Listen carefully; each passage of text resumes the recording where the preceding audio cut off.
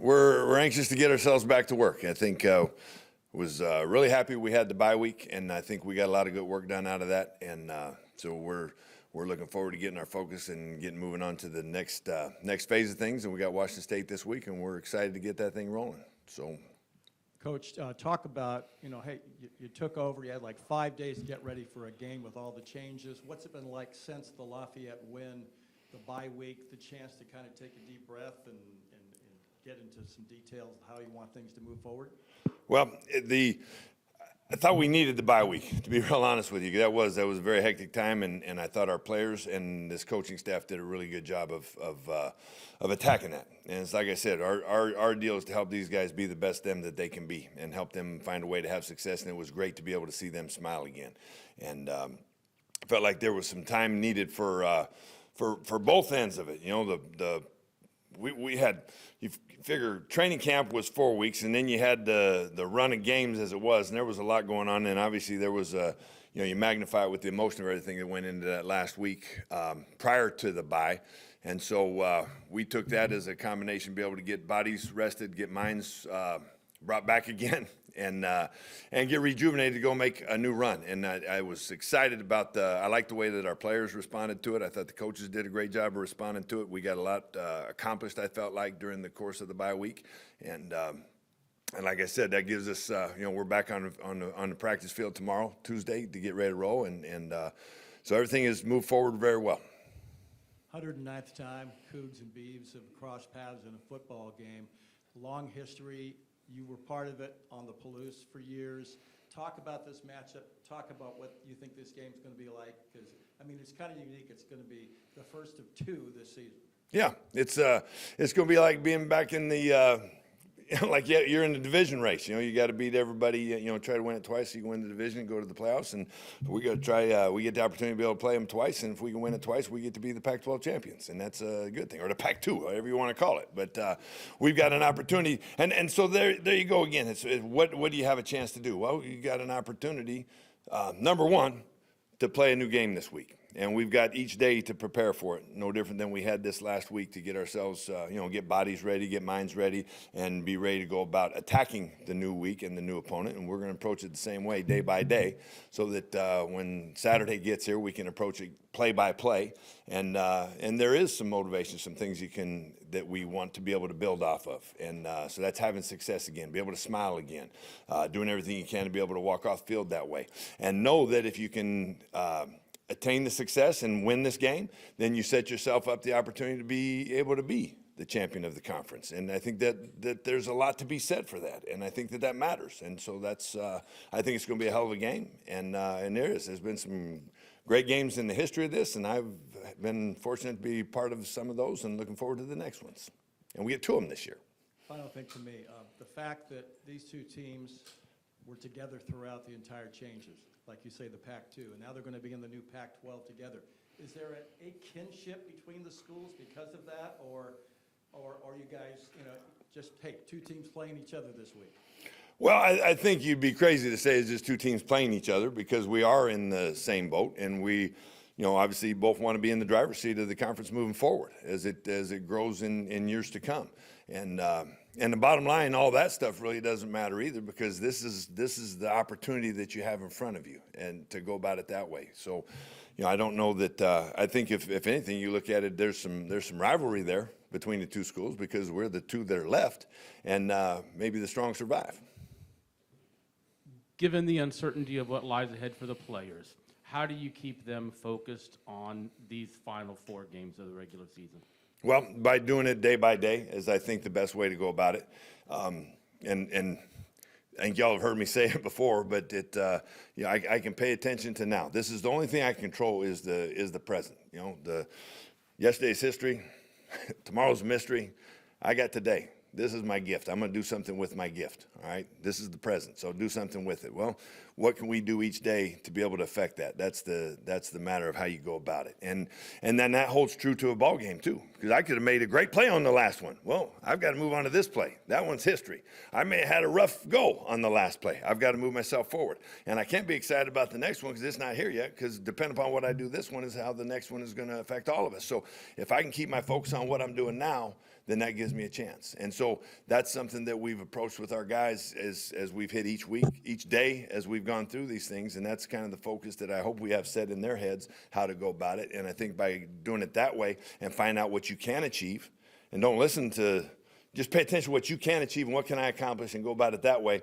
And then I have the opportunity then to take care of the way I play in the game, the way I take care of my school, the way I take care of my daily life, all those things. And I do think that's going to benefit them later in life too, if that makes sense.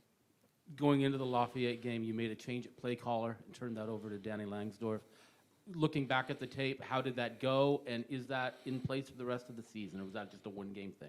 We're going to continue to move forward as we have, and like I said, Dan, we've got a tremendous staff that good coaches that all do good things, and if we can do this together, and remember one thing, and one thing that matters is that we help these players be the best them that they can be, and maybe we find little wrinkles within everything we do, how we can make that happen. And I think the coaches did a great job of attacking that. I think the players did a great job of responding, and we've got to continue to grow. And that's what we're looking to do, is continue to grow as we move forward, if that makes sense. In a similar vein to the offensive play calling, you guys had a different defensive play caller in this past game. We never got an official answer on it. Who was it? Was it Coach Tuiaki or Coach Chance who called the defense? Coach Tuiaki did. And, kind of what did you make of that, and, what kind of led into turning that over to him? Well, no different than the other. We had a defense staff that was accustomed to building a plan together. There was going to be, obviously, the play caller was going to have to be new because that one wasn't in the building any longer. So that was the way that we worked it out. The staff built it together and communicated well during the course of the game. And we're going to continue to build it together as a defensive staff and continue to grow. And I think those communications continue to go and grow, if that makes sense. Everybody's, they'll be in the next game of doing it again this time, and keep building it that way. And I think it was good, and it should continue to get better. On a football note, how did you guys kind of spend the bye week? What did your guys' routine and regiment look like through that? And, how are you guys ramping up for this one? Well, I congratulated them after the game, and it was great to see them smile. And then I told them they needed to take some time and get some air. And so we kind of followed what you would. We got some workouts, some lift in them. We got some practice later in the week, gave them some time early in the week to be able to get their bodies feeling good. My goal was that we would feel better than we have, players-wise, physically, feel as good as you can feel going into this game. That was the big thing. So we did enough that physically they were able to get some things done. Mentally, we were able to do a lot with them. And we practiced later in the week and again yesterday. And then we'll start our normal routine tomorrow with a Tuesday. But we've been able to work forward on some things, so I think that was good. And I think that I'd like to think they'll feel better. That I kind of mentioned it earlier. I mean, that was a long run with all those games and the preseason camp stacked on top of it. We needed to take some of the banging off their bodies and help them get. Guys need to be rehabbed. Guys just need to get feeling better again. And in the grand scheme of things, after you get into about the second week of training camp, your body's not going to feel good again until February, anyways. And so if we could gain some of that back, and I want them hungry to go run and hit and do great things again, and that was the way we kind of went about it. And last one from me. Coach Tuiaki alluded to it ahead of the Lafayette game. Do you have the intention to apply for the head coaching role when that becomes available to you? Well, I'll say this. I don't think that has anything to do with what we're in right now. We've got to do what we can to take care of these players and help them be the best them that they can be. And they've got to have success, and they get the opportunity of these games to show the new coaching staff that they want to be invited back here, or if they've got to go in the portal to go someplace else, that they've been able to take care of that and do well that way. And we've got to help them be able to make that happen. And I think in the process of us doing that, that maybe helps us in the coaching portal of being able to be invited either to stay here or go someplace else, whatever that might be. And that's the focus we've got going right now. I've said it before, I'd like to be a head coach again. And if they said, hey, maybe we can do things so well here, they'd be crazy to let us go. But I don't get to speak on that. That's not up to me. We're just going to do everything we can to help these players. But do you plan to apply for the role if you're given the ability to? If they'd like to ask me to, I'd be more than, you'd be crazy not to. You know how many coaches are going to apply for this job, are going to want this job? So, yeah. we saw Jabari go in the second half against Lafayette. What'd you think? I mean, doesn't matter what I think. What did you think? And has he kind of been in that role and now has the opportunity to start against Washington State on Saturday? Well, I'd say the same thing that I said, I think, after the game. I think we've got a quarterback room that's done a hell of a job. And I think you've seen the two of them continue to grow as the season has gone on, and that's going to continue to be the case. And then just, a lot of benefits to the bye week. Like you mentioned, just the rest, but also just the emotional recovery. How much did you think that your team kind of needed that time to just emotionally recover after just kind of a taxing emotional week? Well, I think it was very important. That's why we went about it the way that we did. And I think you could kind of see it unfold a little bit even during the course of the game on Saturday night. It wasn't a real comfortable situation at halftime. And in the second half, I think you saw guys work themselves into a more comfortable situation. I think if you paid attention to the way they played more free as the game went on. There was, 7 weeks or however many it was, there's a weight on their shoulders of that they needed to shake off a little bit. And I think we saw that start to happen, and I do think it was important. That's why I told them to take some time to themselves and be around themselves, be away from everything. They needed that mentally. And I think some coaches did too, needed that. That's been stressful on them too, you're still dealing with the scenario when you come home to your family and they want to know where we're going to live next year. What are we going to do? And so there was some time that I think was necessary. That's why the bye week was important for everybody in the organization at that point in time to get kind of refreshed and get feeling good again. And let's get ready to go on our new run. Speaking of that, another benefit to the bye is that you've had an extra week to kind of prepare for a Washington State team that has come really close to some of the top teams in the country. Just what makes maybe their offense really threatening and what makes their defense tough to beat? Well, I think they're a good football team. You watch the way they play hard, and they play, they work to play physical. On defense, they run around all over the place. And I think that, they've settled in on their quarterback in the last few weeks. They've played 3 different guys, but I think they've kind of settled in what they feel good about.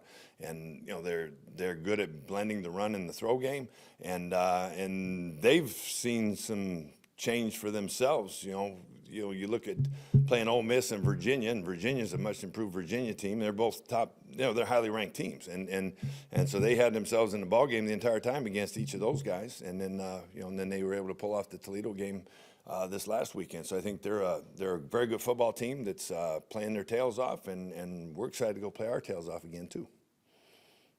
Following up on Aaron's first question, are you committed to Malik as the starter going forward, or is this something that you view as an open competition this week heading into the game? Well, I would say the same thing again to the same question. Okay, we've got a great room there, and you've seen those guys continue to grow as the season has gone on, and there's been a blend of both of them as the season has gone on. And I think competition is something that always makes something be good. And so we're looking to build off of that, and we expect to move forward and continue to grow that. And I think that when I'm competing with somebody, or they're competing with me, or those guys compete with each other, then that makes each of them play more better. And that's good English, right? I think that's a good thing. And so we're looking to grow that, and like I said, I like that room. I like what they've done, and I'd like to see that continue to grow and see if we can achieve some more success. And it seemed like the offense really got flowing when Jabari was out there, when the run was more of the heavy focus against Lafayette. How much does that factor into your decision making and leading up to this weekend?